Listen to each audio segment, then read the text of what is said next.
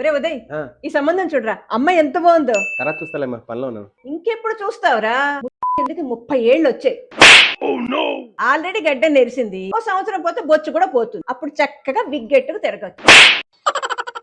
మా ఫ్రెండ్ గారికి పాప పుట్టిందే, చూడవే ఎంత బాగుందో బుజ్జిది. వాళ్ళకి పాప పుట్టింది, వీళ్ళకి బాబు పుట్టాడు అని సోదు కబులు చెప్పడమేనా? తమరు కూడా పెళ్లి చేసుకుని ఉంటే ఈ పాటికి మేము హాయిగా మనవన్నాం మనవరాలో ఎత్తుకుని హాయిగా ఉంది. అమ్మా, హెయిర్ మొత్తం ఊడిపోతుంది. అవ్వదు మరి, ఆల్రెడీ 1 ఎకరం పీకింది, ఇంకో 6 నెలలు పోతే ఇంకో ఎకరం కూడా పీకుతుంది. అప్పుడు మొత్తానికి ఎవరు పెళ్ళనివ్వరు.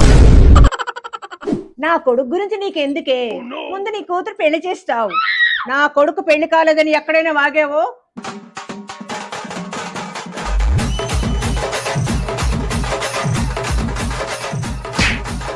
ఈ మధ్య నువ్వు ఆ తెల్లతోలు పిల్లతో తిరుగుతున్నావు కదా, ఇందుకే వాళ్ళతో ఏం క్యాస్ట్? నీకెందుకే, క్యాస్ట్ సేమ్ అయితే పెళ్లి సంబంధం మాట్లాడేస్తావా? ఆహా, ఏమే పింకీ, మా వాడితో తిరగడమైనా పెళ్లి చేసుకునే ఉద్దేశమైనా ఉందా? ఉందంటీ. అది అలా ఎలా సెట్ చేసావే? అట్లా ఉంటది అమ్మంటే.